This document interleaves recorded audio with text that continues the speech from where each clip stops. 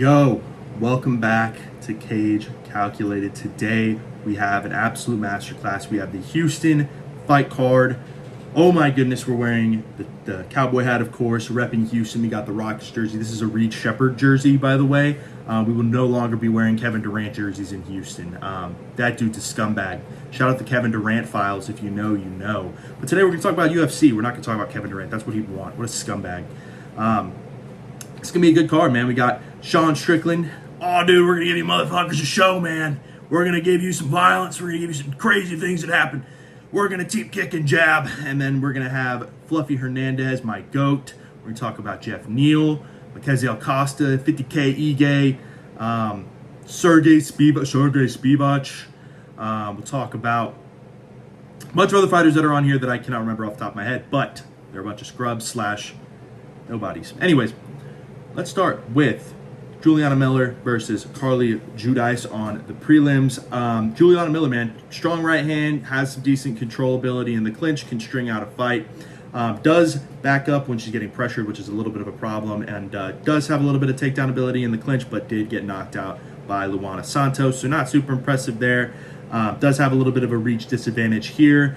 Carly Judice does like to strike at range, really good striker, can get back to her feet really easily. That was shown after being taken down. She's got a strong jab of the body, great combos, elite footwork, slips in and out of the pocket. She's just really impressive, really solid prospect for women's flyweight, and is from Lafayette, Louisiana. I believe that she had a great fight against her opponent. I cannot remember names, dude. I'm so bad. But against whoever on the Dustin Poirier card. That was a good fight. She's really good. I mean, she's really solid. I'm going to go with her. I know that the odds are pretty skewed towards her. I think that's pretty respectable. I think she's that good. She does have the knockout ability, and I think that I will go Carly Judice by unanimous decision. I don't want to go with a knockout anytime during women's MMA fights, dude. It's just hard to do. But we'll go with unanimous decision. I think that she's going to be able to strike at range and keep Juliana Miller off of her and prevent the takedowns. And even if she does get taken down, she's going to be fine on the ground. Next, we'll move on to Yadir Davalle versus Jordan Levitt. Yadir Davalle fights out of Houston, originally from Cuba, so shout out Yadir Davalle. What a great prospect, man. I watched some of his film. Incredibly impressive with his low and high kicks. They're so powerful to the body. It's like a baseball bat coming around the side with those body kicks. Is very confident, very controlled. Likes to pressure forward, moves forward really, really well. Does have a little bit of a reach disadvantage in this one, but I don't think it's going to be that big of a deal. Had an awesome debut against Connor Matthews and is coming off of 2 straight submission wins. Yadir Davalle just looks like the real deal, man. And then Jordan Levitt, man. The Monkey King is his nickname, the Monkey King. How can you not pick a guy nicknamed the Monkey King? It's unbelievable. But he likes to emote, likes to dance around, likes to show off, likes to showboat a little bit. But I think that's cool, gives the crowd a show. I think this is going to be a fun one, especially early on when, hopefully Toyota Center fills up like they don't for Rockets games. That's awesome. But it does look to get takedowns early. Jordan Levitt is known for his grappling, has really good transitions on the ground, doesn't really panic during submission attempts, and is really capable, especially on the ground. Striking has a little bit left to be desired. Jordan Levitt did get submitted by Chase Hooper, so if you're getting submitted by the Gooner Chase Hooper, that's not a great sign. But is capable. I am going to go Yadir Davalle here. I think that he will win by knockout. I think he's just a lot better at striking than Jordan Levitt, which is, not much to be said, but I think he's capable on the ground too. You can maybe even see his submission here. I think kind of whatever Yadir Davalle wants to do, I think he's going to be able to do it. And obviously he's going to hype up the crowd for Houston, man. We got to love that. We're going to be picking Houston fighters today. It is just a matter of picking them and explaining why. It's going to be an easy one for me today. We got Phil Rowe versus John Paul Lebesnoyani. Phil Rowe is a replacement for Austin Vanderford. Was supposed to fight in this one, but I think got in some kind of injury and had to pull out. So we bring in Phil Rowe, very capable, very powerful welterweight. Has lost recently to Sung Young Ko, Jake Matthews, and the Roach Neil Magny. It is what it is. Power is the last to leave. I still think he has knockout power, but again, he's starting to go on the decline, especially recently in the last couple of months / years. Lebesnoyani's just coming off of the Contender Series. Solid prospect, has a good mix of subs and KOs in his bag. I think he's going to look to try and take Phil Rowe down pretty quickly, especially with a very large reach disadvantage. I think he's going to try and get the takedown, control time, really go for a submission. I do have John Paul Lobosnoyani winning by submission in this one. I think if he's able to, smudge him on the ground, keep Phil Rowe down, stay out of the power shots, you're going to be in a good spot. And I don't see Phil Rowe being able to really defend those takedowns super effectively. If the fight stays on the feet, maybe he's got a chance, especially with that power. But I think if John Paul Lobosnoyani listens and does what he's supposed to do, I think he'll get through this one pretty easily. Next, we have Ramiz Brahimaj versus Punahele Soriano. Both of these guys, a little bit older prospects, but decent prospects at that. I think Ramiz Brahimaj is a little bit more known as the grappler, kind of an elite jiu-jitsu guy, with Punahele Soriano being more of like a jack-of-all-trades, master of none. Brahimaj is 12-0 in his submissions, meaning 12 wins with submissions, 0 losses. Subbed Austin Vanderford, knocked out Mickey Gall, who, isn't the worst, but isn't, a super insane win. But this fight's near even odds, man. You can see it's -110, -110. Soriano, like I said, is a lot more well-rounded. He did beat Nico Varetnikov, who just recently beat Nico Price, which is pretty impressive. Did get knocked out by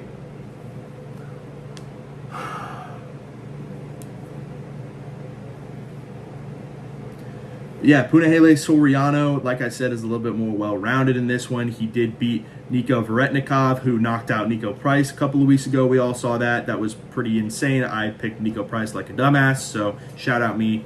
But we did see Punahele Soriano also knock out Uros Medic. So Uros Medic is the co-main event on this card against Jeff Neal, so that's pretty insane. Punahele Soriano does have the knockout power. I think he's a little bit better of a striker than Ramiz Brahimaj, but I'm going to pick Ramiz Brahimaj to win due to his elite grappling and his elite jiu-jitsu. I think he's going to be very, very problematic on the ground. If he takes down Punahele Soriano and uses that game plan effectively, I think you're going to see that really come into play and possibly even end with a submission. I do have Brahimaj winning by unanimous decision. I think control time is going to be a big thing in this one, but this is such an even fight. I do see a scenario where they keep it on the feet, and that's where Punahele can possibly win this one as well. But next, we will move on to Nora Cornhole. I don't know how to say her name, so I'm just calling her that, versus Jocelyn Edwards. Those of you who know ball, we've already seen this fight before. Nora Cornhole won in a, I believe, split decision or unanimous decision. It was just a pretty close fight, but was able to get the W against Jocelyn Edwards a couple of years ago, and it is a tale of two halves for this fight. Cornhole has pretty good defensive striking, is a defensive striker, so 1.98 strikes absorbed per minute. Really, really impressive. 58% strike defense is really impressive, but only has a 47% takedown defense. I think that's really going to come into play. Has a Muay Thai base, has submission ability, but Jocelyn Edwards, man, she's a pretty good bantamweight. She has 3 inches of reach advantage in this fight. Coming off a 3-fight win streak, knocked out zombie girl Priscilla Cachoeira, and I think is a lot more well-rounded, has the takedown ability. And I'm going to go with a revenge story here. I think Edwards will win again by unanimous decision. We can never pick knockouts or submissions in women's MMA. It's just a rule of thumb. But I think that she's gotten so much better since they last fought. She's really coming to her own. I think she's a solid contender within women's bantamweight, and I think this is really going to move her up the rankings and get her into not a title eliminator, but like maybe a fight to get into a title eliminator shot in women's bantamweight. I think that's very, very capable for Jocelyn Edwards, and I think sky's the limits for her. Next, we have Aldan Correa versus Luis Garule. Those of you who know Aldan Correa, teammate of the GOAT Joshua Van at the 4-Ounce Fight Club. Love to see that. 5 years younger than Luis Garule in this fight, has a great reach advantage, has the height advantage, has 79% strike defense. That's ridiculous. 2.78 takedown average, 100% accuracy so far in the UFC. And like I said, trains with Joshua Van, is coming off of 3 straight knockout wins. I'm not counting the no contest on his record. We're just going to overrule that and just say he's coming off of 3 straight knockouts. Looks like a great prospect, pretty tall for the division, in my opinion, but just looks like really well-rounded, has the striking, has the takedowns, and he's really defensive. It's just that kind of stuff you see from Joshua Van. Maybe not the takedowns, but the defensive boxing is really what stands out with Joshua Van, and you see it with Aldan Correa, man. He's really, really capable on the feet. Luis Garule, a little bit, I don't see this fight being the odds that I do see it. I mean, I'm going to eat my words possibly here, but it only being a minus 270, I see Alden Correa being a lot better. Gurule, 4.93, almost 5 strikes landed per minute, but does absorb 4.5 strikes per minute, which isn't great. Did get knocked out by Ode Osborne, who we'll talk about in just a second, and also lost to Jesus Aguilar, and is definitely more of a striker, I would say, than Alden Correa. Not so well-rounded, kind of more of a boxer style, but is a little bit shorter, or decent amount shorter. Has a pretty decent reach disadvantage in this one. I'm just going to go Correa by unanimous decision. I think he's going to strike at range. I think he's going to mix in takedowns, just make life difficult for Luis Gurule. I don't think it's going to be a finish necessarily, but I think that the dominance will be shown through the ground game, through the boxing, through the striking, and just being able to stay at range and deliver some serious shots. Next, we'll talk about the one and only Ode Osborne, the Jamaican sensation, versus Alibi Adiris. We all know about Ode Osborne. Has been in the UFC for a little while. 13-9, is a southpaw. Does have a 5-inch reach advantage in this fight. Can mix in the takedowns. Has good striking. And has fought some of the best in the flyweight division. Is a pretty good gatekeeper, in my opinion, for flyweight. Has fought against some of the greatest in the division, that being Steve Erceg, Asu Mbabayev, Manel Kape, Charles Johnson. He's fought against some of the best, and he is a gatekeeper for that reason, just outside of the top 15 in my mind. And then you have Alibi Adiris, coming off of his first loss on the Ultimate Fighter Championship versus Joseph Morales. So tough one to see. He was 11-0 before that. Does have some really decent, significant striking accuracy. Is from Kazakhstan, so we're going to see all the Shavkat Glazers talk about it. But I have Ode Osborne winning this one. I think the experience is really going to show in this one. I think the mixing of the takedowns, the striking is just going to be a little bit more than Adiris is ready for. I think maybe one day Adiris can probably get into the top 15. He is capable, but I think right now, in this current day and age, I think Ode Osborne does have the edge just slightly. Next, we'll talk about Chidi Njokuani versus Carlos Leal, and this is kind of a battle of mid for me. Both of these guys have had pretty ups and downs. They win one, they lose one, they win one, they lose one. It's just kind of their story.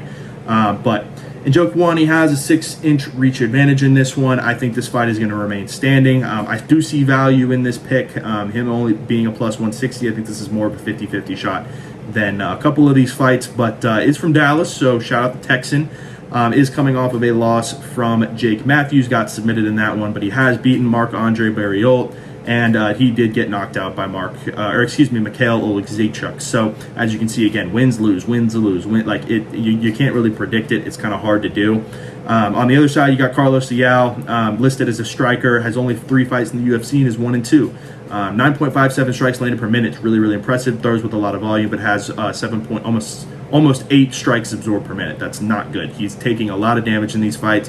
Lost to Muslim Salikov, lost to Renat Fakhretdinikov, or however you say his name, something Russian, but has only beaten Alex Moreno, which, Alex Moreno got absolutely mauled last weekend, or 2 weekends ago. That was just hard to watch. Alex Moreno, good Lord. Not a great win, kind of not great losses.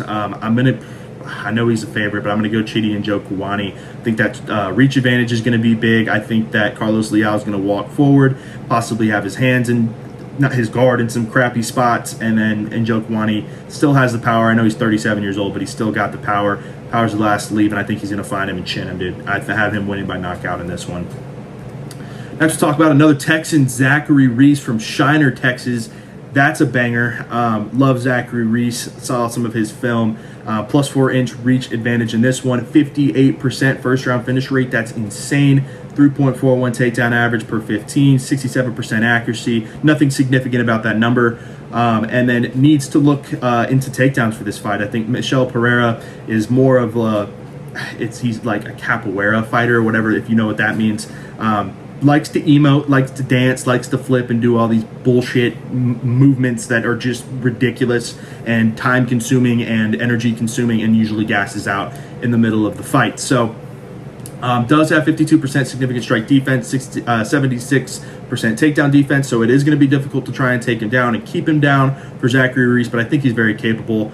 He's going to look. Michel Pereira is going to look to try and keep the fight standing. He has some power. He's been getting chinned recently. He has 3 straight losses, 2 being knockout losses, one against the GOAT, Anthony Hernandez, and then also got knocked out by Kyle Dawkins. So you just got Kyle Dawkins, Michel Pereira. Not great losses there. I mean, against obviously Anthony Hernandez, that's not a bad one, but Kyle Dawkins is not great. But he's going to look to keep the fight standing, and I think Zachary Reese does have the capability to get a knockout if he really needs to, but his ground game is where he makes his money. And I think you look for the takedown. If you can keep him down, get some control time, get some good ground and pound going, I see that being the most likely of the scenarios in this one. And I'm going to go with my Texan. I'm going to go Zachary Reese winning by unanimous decision. I think that's just a solid guy. Like the guy in Shiner, Texas, man. Can't ever go against that. Next, we'll talk about, oh man, this is a good one. Jacoby Smith versus Josiah Harrell. Jacoby Smith, if you don't know, is one of the best prospects possibly in the UFC, if not at least the welterweight division, which is such a deep division right now, is incredibly fast, has super heavy hands, super heavy kicks, uses takedown to create damage, has such great ground and pound, and has a jab that can stun. You can't talk this guy up enough. He's so capable at welterweight, is giant for the division. Did get gassed a little bit and tested against Nico Price. I know that's insane, getting tested by Nico Price, but Nico Price was able to stay standing with him a little bit and did test him. Jacoby Smith was able to get the takedown, and then you see him lock in a rear naked choke, and it was almost an instantaneous tap from Nico Price. This guy is incredibly strong and is from Dallas, so another Texan. Love to see that. And then he's fighting Josiah Harrell, which is his UFC debut, believe it or not. If you don't know the story about Josiah Harrell, had a blood clot issue. I think it was a disease that he had to have a brain surgery on, and to get that fixed.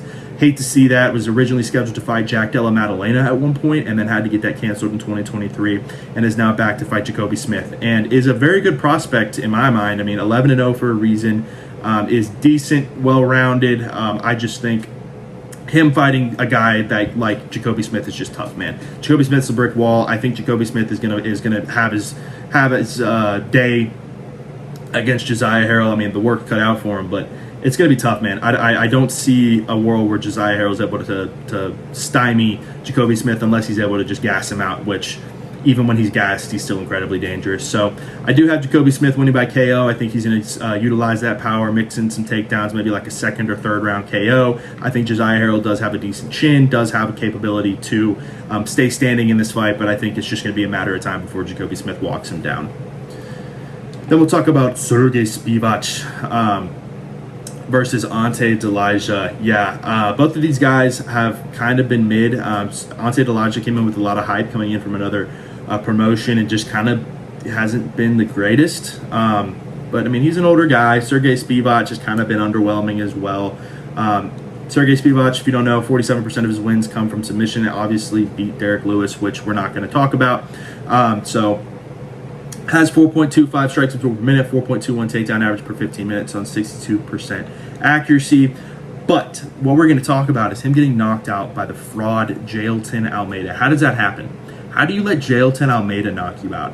If you don't know, Jailton Almeida got cut from the UFC this past week because he decided to do absolutely nothing against Rizvan Guniev. That's tough, man. You got absolutely smudged by a god-awful fighter in Jailton Almeida and got knocked out in front of everybody. That's ridiculous. I can't possibly pick that. Ante Delija is coming off of a loss from Waldo Cortez Acosta. Both of these guys are actually coming off of losses from Salsa Boy, so that's cool. That's not a bad loss. You know, Salsa Boy looks like a contender in this division. He looks like he's going to be getting at least a title eliminator soon.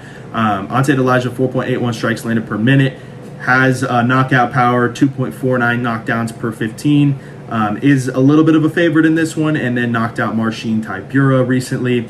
And I think he's a better athlete than a lot of these heavy weights that we've been recently seeing. I think he has the capability to move and stick and get around the octagon, cut off the cage really well. And I think it's going to be a lot more difficult for Sergey Spivak than him trying to beat, Derek Lewis, who I will never speak ill about Derek Lewis, but unfortunately doesn't have the near athleticism that Ante Delija has. Is a lot more of a blob and has just insane fluke knockout power. Again, that's not a hate on Derek Lewis. I love my Black Beast King, but it's just talking up Ante Delija. He's just a decent athlete. And I think Ante Delija will win this one by knockout. I don't know if it'll be like first round. I think that these guys are going to feel each other out a little bit, try and get, oh my gosh, I keep flipping the thing. Are going to feel each other out, try and get an idea of where they want to take the fight. Sergey Spivak maybe even trying a couple of takedown attempts, but I think Ante Delija is an athlete. He's going to try and stick and move around the octagon, use his jab, use his distance, Not much of a reach advantage here, but he's going to be able to just use his speed to get Sergey Spivak in some uncomfortable positions, get him up against the cage, and then gets the finish. I think that that's very capable for this one. Then we have possibly my favorite / least favorite fight on this card. Dan 50K Ige versus Makaziel Costa. Yeah, dude, I feel like the little wolf again, where I'm just scared that mommy and daddy are fighting. I love Dan 50K Ige. I love Makaziel Costa. Such a fun prospect that's coming up the ranks, man. I think he's a top 15 fighter and deserves this top 15 bout. Dan Ige, if you don't know, strong dog mentality, man. He took a fight on like 8 hours notice against Diego Lopez. Did lose. He's fought Patricio Pitbull, fought Lerone Murphy. I think lost those two as well. But it's just one of those guys that's like anytime, anywhere, he's going to show up and he's going to give you a show type of fighter. Love Dan Ige. He's smirking like a doofus in this photo, but love the guy. Super fun fighter, and I'm never going to talk ill upon Dan Ige. It's Makaziel Costa coming up the ranks, and he is such a sick fighter. He's on a 5-fight win streak, is a southpaw as well. Had an absolutely ridiculous highlight KO against Morgan Charriere most recently, and did sub Andre Fili.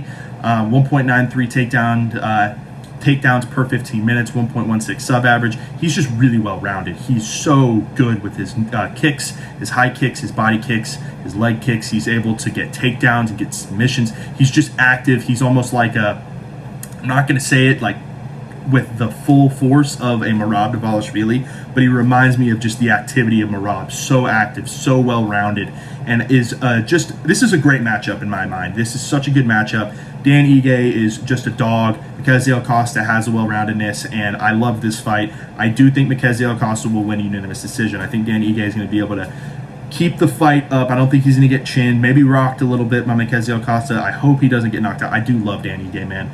I just don't want to see him get knocked out, but I think it's possible. I don't know. But I see Makaziel Costa taking 1, 2, and 3 and winning 30-27. I think he's just better than Dan Ige, and Dan Ige is on the decline now. Whoever wins this fight, I don't really lose. But I think Makaziel Costa does have a really good opportunity to really showcase his skill set and be in the top 15 and maybe even finish inside the top 10 by the end of 2026. He's one of my guys that had one of the best years possibly last year, and is set up to have a really good year this year. And then we'll talk about our co-main event. We have Jeff Neal versus Uros Medic. Jeff Neal, another Texan from Austin. Love to see that. He has fought some of the best competition in welterweight, that being Ian Gary, that being Shavkat Rakhmonov. He did get knocked out by Carlos Prates, and it was pretty bad. It was I think a spinning elbow that was his knockout. Oh man, that was not a good one. But he hasn't really gotten knocked out a lot, so we're not going to really panic on that one too badly. But Jeff Neal does have some really strong kicks, really strong forward jab, has a lot of pressure. And will trade if necessary. He is very, very capable on the feet. Uros Medic, really solid footwork, has a great solid base, and isn't easy to take down. But I don't think that's going to play into this one too much. I think this fight will remain standing. Uros Medic having great combinations inside the pocket. 4 straight first-round finishes is what's really playing into this fight. He has a lot of hype coming into this one. One of his fights that he won was beating a 41-year-old Muslim Salikov. To earn this fight.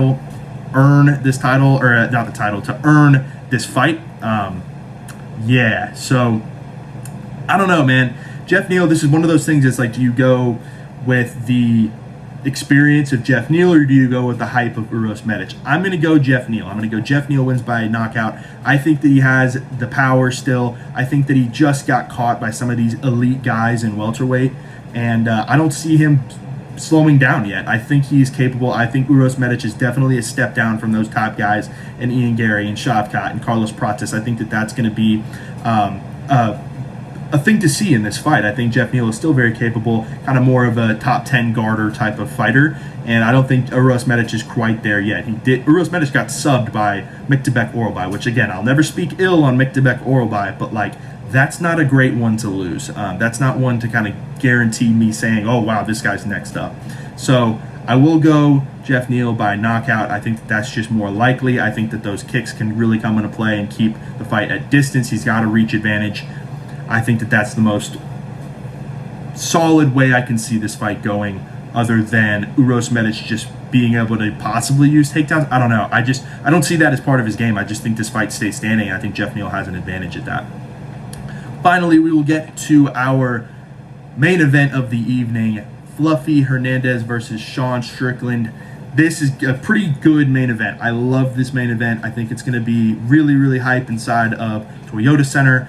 Fluffy Hernandez being from Houston, repping Houston. Sean Strickland being the American that we all love to see and know. Yeah, man, I do want to say really quickly, I didn't mention it on the other ones, but Tristan wanted me to make his picks known really, really quickly. But Tristan does have Jacoby Smith winning. Great pick from Tristan. Does have Ante Elijah winning. Great pick from Tristan. He does have Dan Ige winning, which I don't hate. Dan Ige, again, is very capable. I just mentioned it.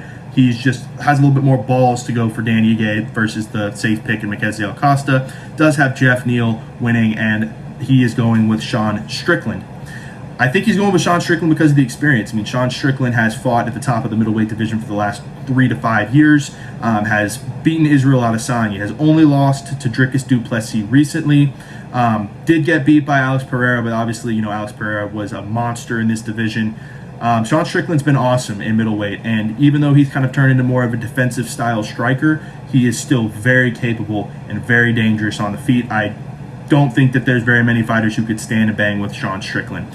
Fluffy Hernandez, however, has an elite grappling game. He is around like 6.5 takedowns per 15 minutes, has insane submissions, is so active, and just like another Merab comparison where he's just so strong and such great cardio, mixes it up, and is just a really good all-around fighter.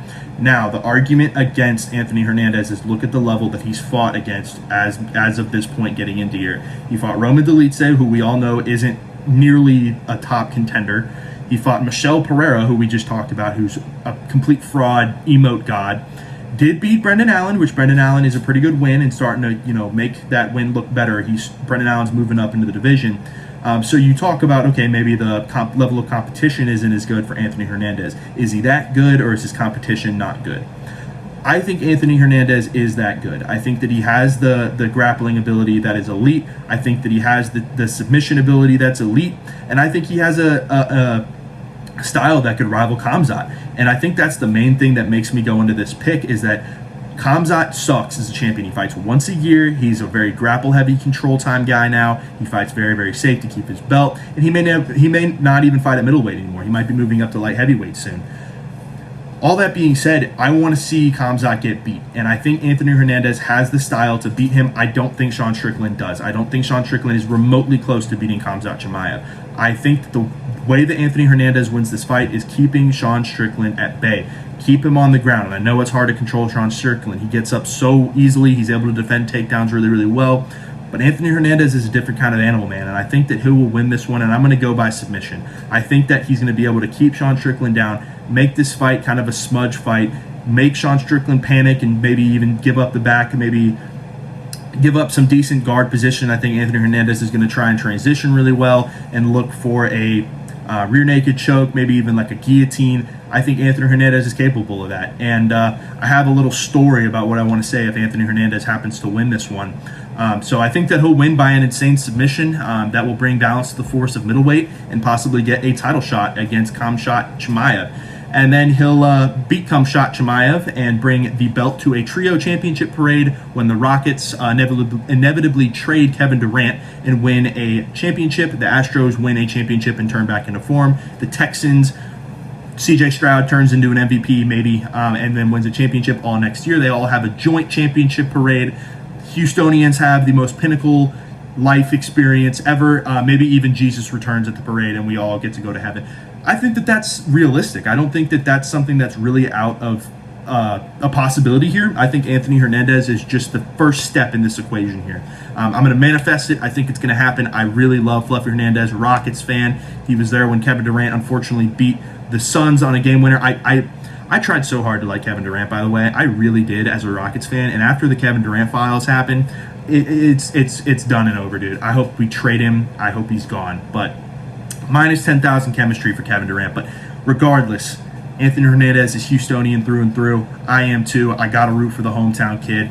That's going to be my pick. He wins by submission against Sean Strickland. Hope you boys enjoyed watching. Hope you all had a good weekend. You can see I'm still sunburned from Mardi Gras, so we had a great time at Mardi Gras this past week. Shout out Mardi Gras if you don't know. Check it out, man. But like the video if you enjoyed. We're going to be doing a reaction video here soon. Hopefully it's not me in tears after Sean Strickland defensively wins. And then, yeah, subscribe if you want to see more content like this. We're going to be continuing to release stuff. We're going to be trying to do some maybe more tier lists. I kind of like doing those videos. Follow the Instagram, follow the Twitter. Tristan's been cooking up there. Follow us on Threads. That's going to be more of the fight-to-fight, round-by-round action that I'm going to be talking about during the fight card. And, yeah, hope y'all boys have a good rest of your week. Good weekend. See ya!